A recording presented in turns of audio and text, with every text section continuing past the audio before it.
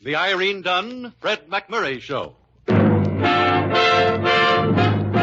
Starring Irene Dunn as Susan and Fred McMurray as George.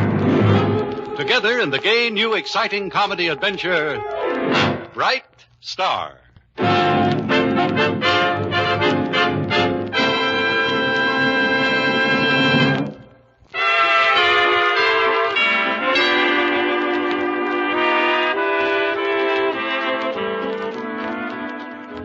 The Irene Dunn, Fred McMurray Show. The gay, exciting, romantic adventures that take place around the Hillsdale Morning Star. Yes, things are happening at the Star, and as usual, they concern Irene Dunn and Fred McMurray as Susan Armstrong and George Harvey, respectively. And it must be exciting because, well, let's listen. Extra, read all about it. George Harvey tells more on Joe Mantelli expose.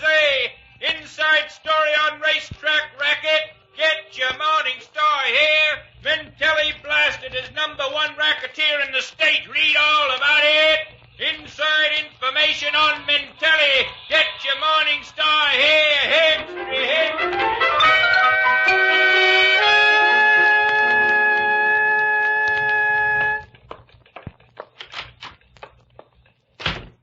Here's a press run report, Miss Armstrong. Gee, we went up 1,500 yesterday. Yes, I know. That's pretty good, huh? Maybe. Boy, those articles Mr. Harvey's writing on Joe Mantelli they're selling like hotcakes. Sammy, you want to be a newspaper man yourself someday. Sure. Then try to avoid such old cliches as selling like hotcakes. Well, gee, Miss Armstrong, I don't know any new cliches. All cliches are bad style, Sammy. It's not a good habit to get into. Okay, Miss Armstrong. All I want to do is follow in Mr. Harvey's footsteps. That's another cliche. Don't you see how trite and old-fashioned they sound? Well, maybe you're right. Well, to me, it's 6 of one and a half a dozen of the other. Oh, gee, Miss Armstrong, you must be a mind reader. Yeah. Well, go and ask Mr. Harvey to come in here, will you? Well, you see, he must have gone down to the press room. You mean he hasn't come in yet? Well, Sammy, why do you always try to cover up for Mr. Harvey? Oh, I just hate to see him get fired. Yes, he's a wonderful reporter, isn't he? Oh, it isn't that. He usually owes me anywhere from $2 to $8, and I gotta protect my interest. All right, Sammy. Send him in as soon as he gets here. Yes, ma'am.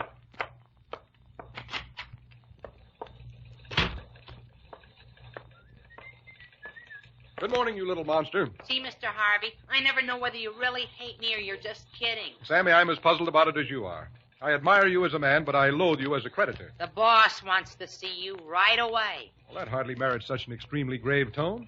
2 more Mantelli articles and the whole world will want to see me. Aren't you going to see what she wants? I might, if I feel like it. And on the other hand, I might not. Then why are you heading straight for her office? Okay, Sammy, you cleared it all up for me. I hate you.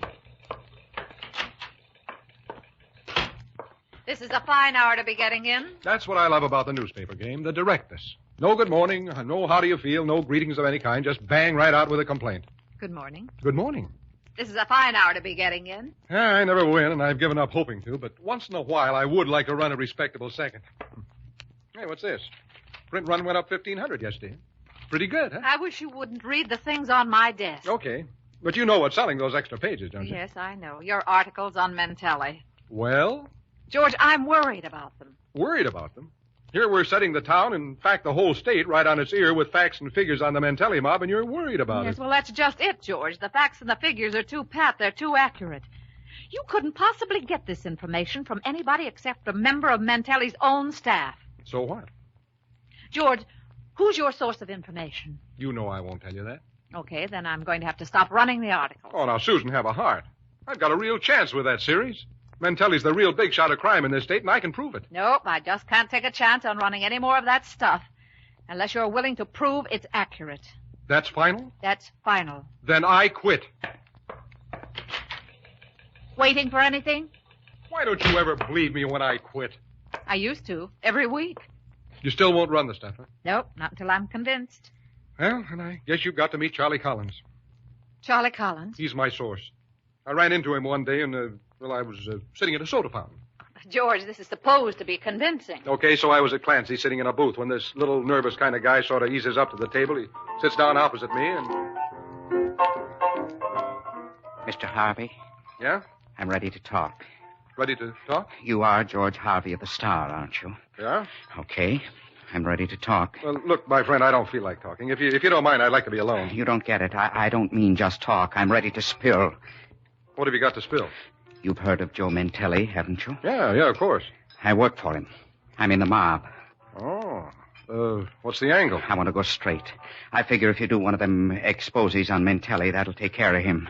Okay. Start talking. Racetracks. Racetracks? Racetracks.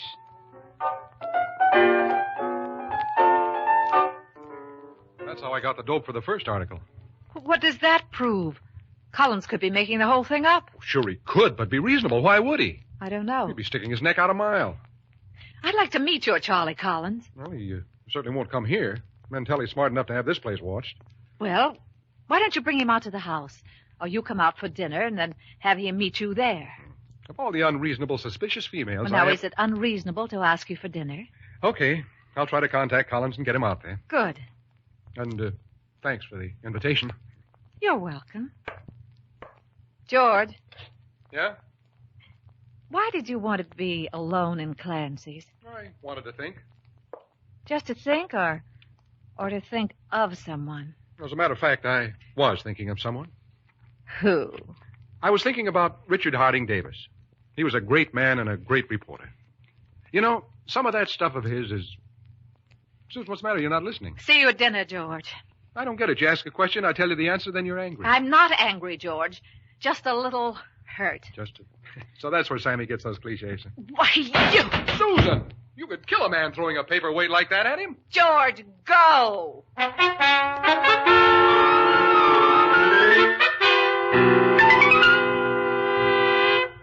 So you got him coming out to dinner again. Well, this is partly business, Patience. Business. You lay more traps for that man than Daniel Boone on a busy day. Somehow he always eases out of them. It's because you fight with him too much. Did you ever try fainting? Fainting? Woman I once used to cook for was trying to catch a certain feller, and every time an argument started, she'd go into a faint. Did it work? No, but by the end of an evening, she was certainly well rested. I'll get it. He's never late when you ask him for dinner, is he? Hello, George. Hi. Collins will be here any minute. Collins? Charlie Collins, my source on the Mentelli stuff. That's why I'm out here, isn't it? Oh, Charlie Collins. Well, what other Collins do you know? Oh, George, now let's not argue. I feel a trifle faint. You faint? That's a laugh. You're as strong as a horse. Well, so much for that. Huh? No, nothing. Go and sit down, George. Dinner'll be ready soon. That was an awkward kind of thing to say, about you being as strong as a horse. I didn't exactly mean it the way it sounded. Quite all right. No, it's just that, well, I see you around the office all day, and I forget what a charming, lovely gal you really are. Well, George, what a nice thing to say. And then I see you out here looking like an illustration in one of those slick paper magazines. Yes. And I forget what a stubborn, quarrelsome dame you can be around the office. I give up. Let's fight. What's the matter now? I thought I was paying you a compliment. Oh, never mind. George. Hmm? Somebody's raising that window behind you. No, it's probably Charlie. He's foxy, never uses the door. Come on in, Charlie. Right on time, huh? Charlie, this is Miss Armstrong, the owner of the paper. How do you do, Mr. Collins?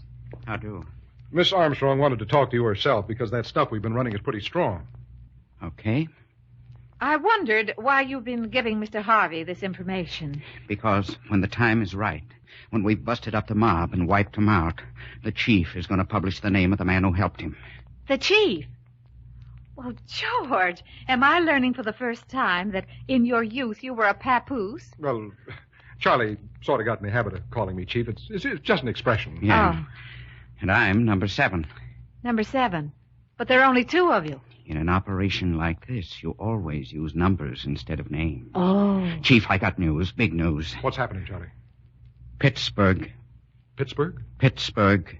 Chief, Joe Mentelli is planning to take over Pittsburgh. No. I know the answer to that. Yes. Susan, please. All right, I'll be quiet. Are you sure of that, Charlie? The plans are almost set. I'll give you the full details as soon as I get them. Right. I better be going now. Mentelli is keeping a close watch on everybody. Good work, Charlie. Thanks, Chief. Oh, number 7. Yeah? Don't slam the window on the way out. Okay. Well, what have you got to say now? George, I'm still worried. Well, you asked to meet the man. I had him come out here. What more can I do? Get Mentelli to dictate the story? No, of course not. But I just hate to run a sensational series on the word of a man like that. Well, you don't get crime material from society people, you know. I know, but... Oh, I just wish you'd consider dropping the series. Drop the series. That does it. Oh, but now, don't quit before dinner. Patience has cooked something that you like. Very funny. And goodbye. Oh, George. Yeah? Oh, just because Mr. Collins left by the window, you don't have to leave by the window. Oh. I guess I got excited. Ah, please stay. I'm asking it as a favor. Oh, well, why is it I can't say so at you? I wish I knew. I'd use it more often.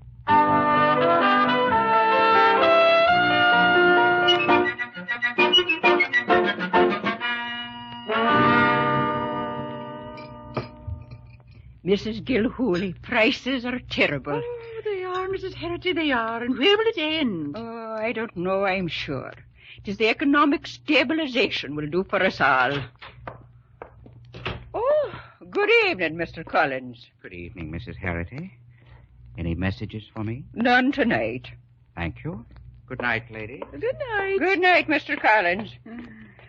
If only all the other boarders were like him. He's a pleasant-spoken man indeed. And never a bit of trouble. Though lately, he's been acting odd. Odd? Yes. How? Oh, you know he's always subscribed to every one of them detective story and gangster magazines. Yes, he gives them to me Timmy after he's through with them. Well, yesterday morning, I was cleaning the hall outside his room, and I heard him reading one of them gangster stories out loud. And then? Well, a little later, I heard him telling the same story over again, with a few changes in it, just as if he was practicing telling it to someone else. Why would the man be doing that? Do you think he could be planning to turn into a writer, maybe? No, why would Mr. Collins want to turn into a writer, and him with his fine job as head cashier for the transit company these 20 years? Don't sound very likely. Just remember this, boys. I'm in. I'm taking over. Reach for that rod, Rocky, and it's the last move you'll ever make. Oh, sakes preserve us, what's that? Oh, just Mr. Collins reading to himself. The new crime magazine came today. Will you have another cook, Mrs. Gilhooly? I don't mind if I do, Mrs. Herity.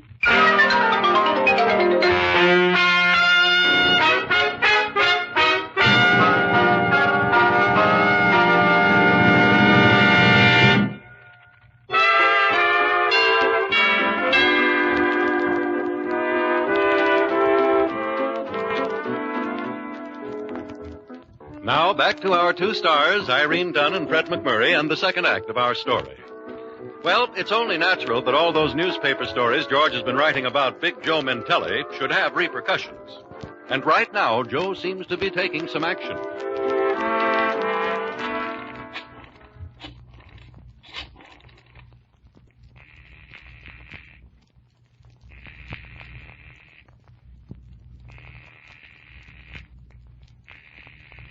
Hello?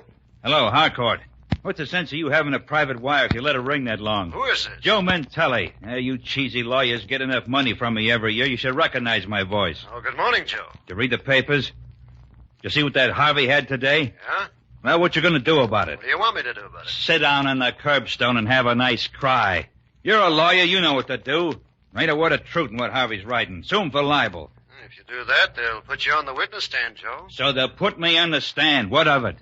I'm a respectable businessman now. They're likely to ask you about those horse wires. All right.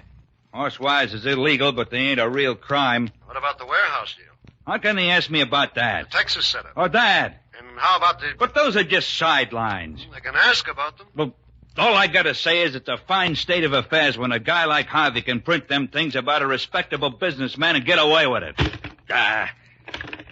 And don't you send me no bill for that kind of advice. Justice. When you don't want it, they stuff it down your throat. When you do want it, try and get it. Yeah? Who? What? Send her in. Mr. Mentelli. Yeah. So, you're Miss Armstrong, huh? Yes. Well, I was just getting ready to sue you for libel. Oh, were you? Well, then perhaps it's a good thing I'm here. You going to print a retraction? No, I can hardly do that. Then I'll sue. On the whole, I rather doubt that you will. What makes you think that? But if you were going to sue, you'd have started already. Ah, got it all figured out, haven't you, huh? I'm trying to.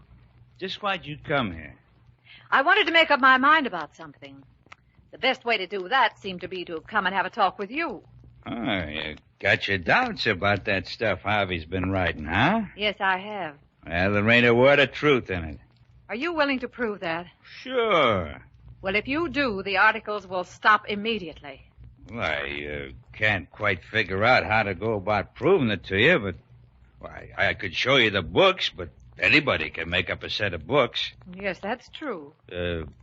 I guess the best way is, if you got the time, for you to stick around and watch me conduct my business.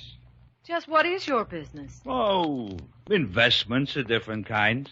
All right. As a matter of fact, while I'm here, I might do a straight article on you myself. It might make up for the others we ran. Hey, that's a good idea. You're a pretty smart little lady.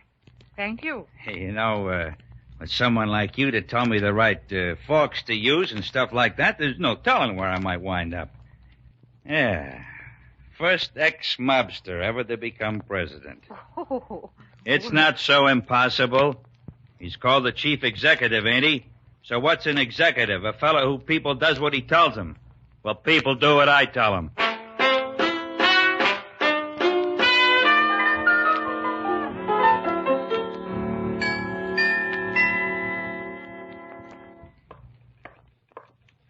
Hey, Mr. Harvey, how about letting me have a little on account, huh? Out of my way, Junior. Well, gee, what are you so sore about?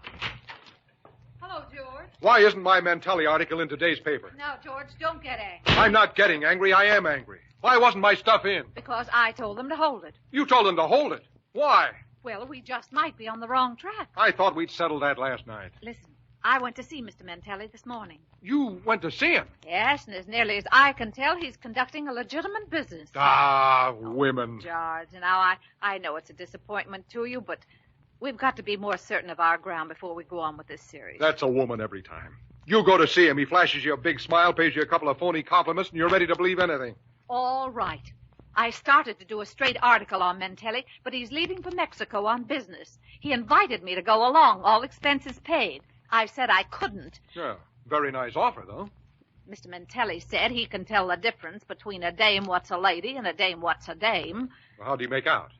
I'm going, and I'm going to do a whole series on him. Oh, Susan, you can't be seen around with a man like that. Can't I just? You watch me.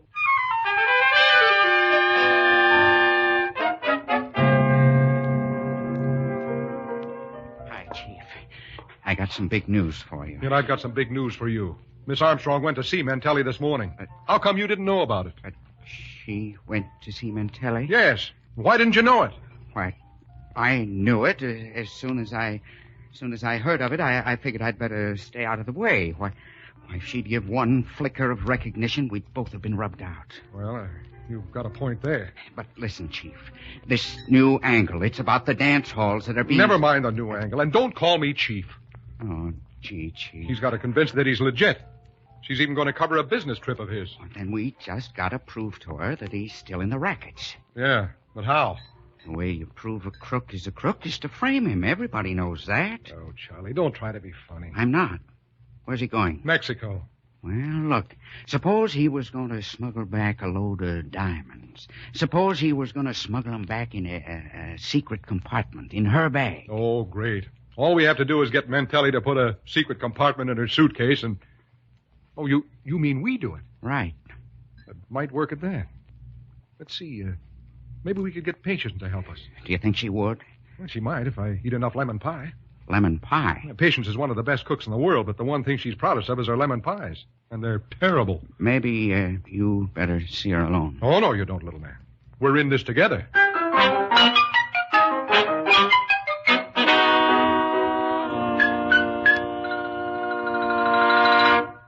Well, it seems kind of crazy to me. But if this Joe Mantelli is what you say he is, Guess I'd better help you keep Miss Susan home. You're sure you've got this straight now, Patience? Tomorrow morning you send her bag over to his place. If she asks you about it, tell her he sent for it.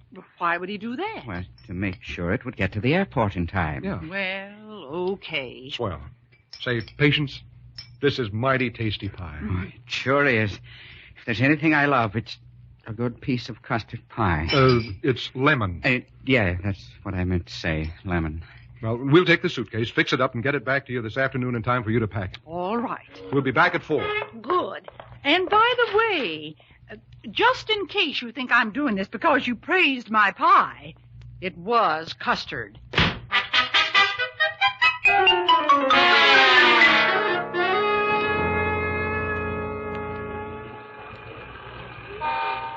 How much time we got? 12 minutes. Where's the dame? Don't worry. A classy little lady like that never stands anybody up. Look, see? What'd they tell you? Hello, Mr. Mentelli. Afraid I'd missed the plane? Not me. Dutch was a little nervous. This is Dutch Krause, Miss Armstrong. Dutch is kind of a assistant of mine. How do you do, Mr. Krause? Likewise. We can go on board the plane now if you want to. Well, I'd rather wait here a few more minutes. Expecting anybody to see you off? No, I guess not. Well, okay with me. It's as easy waiting here as any place else. Thank you. Dutch, you better get the baggage weighed in and put on the plane. Right. Just a minute there. I want to take a look at those bags. George! Who's this guy? I'm George Harvey. So you're the guy who's been writing that stuff, huh? That's right. Mentelli, Miss Armstrong isn't getting on that plane. Well, I don't know that you got anything to say about it, Bud. It's up to the little lady. Susan, this guy is exactly what he always has been. Well, now, if this is some more information from your precious number 7, I'm not interested. He's even planning to use you, and I can prove it. Well, that's kind of interesting. Just how you going to do that? He may have told you he's going to Mexico on business. But do you know what that business is? It's diamond smuggling. People certainly know things about me that I never heard of myself. And he's planning to use you, Susan. Look. Hey, what are you doing with that bag? You keep out of this. There. Look at this. A false bottom in the suitcase. That's where the stones were going to be brought back, and if anything went wrong, you'd be the one to be caught. Mr. Mentelli, how about this? Listen, little lady, I never argue. If you want to believe that, you go ahead and believe it. It's right here for her to see, isn't it? Buster, I said I don't argue. The way I happen to feel about you, if I ever got started, I couldn't stop. Well, anytime you're ready, let me know. I will. Well, Susan? No explanation, Mr. Mentelli? None. That's that, then.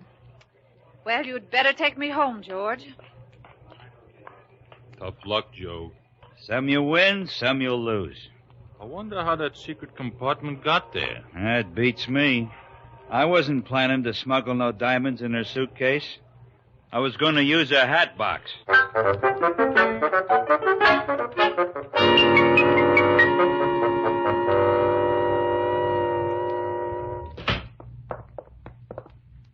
Well, the modern age is certainly on us if you got to Mexico and back in that time. She didn't leave. Gee, Chief, you got her.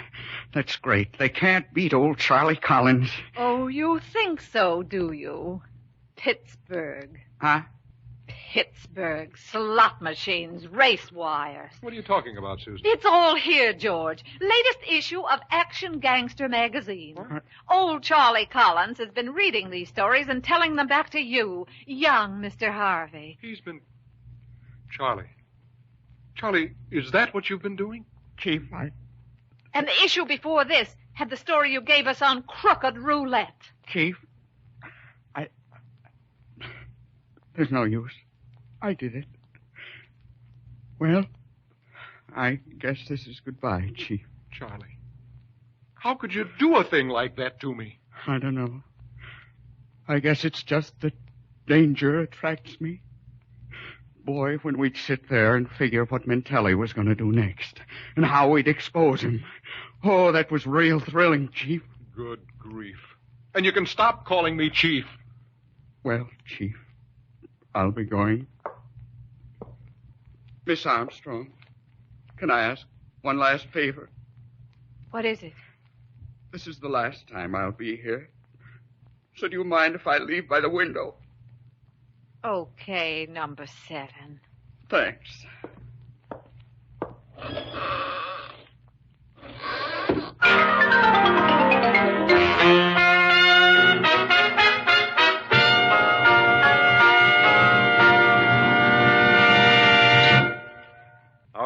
stars, Irene Dunn and Fred McMurray, will be back in a moment.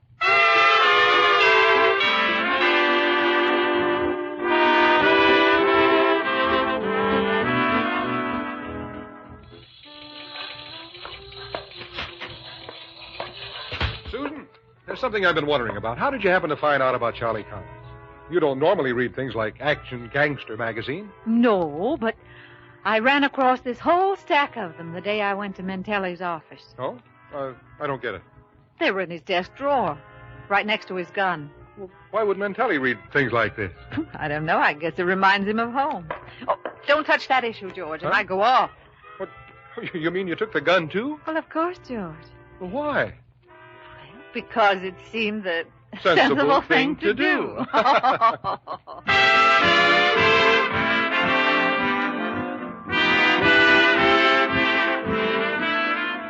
Irene Dunn and Fred McMurray will be back next week in another exciting comedy adventure in the gay new series, Bright Star.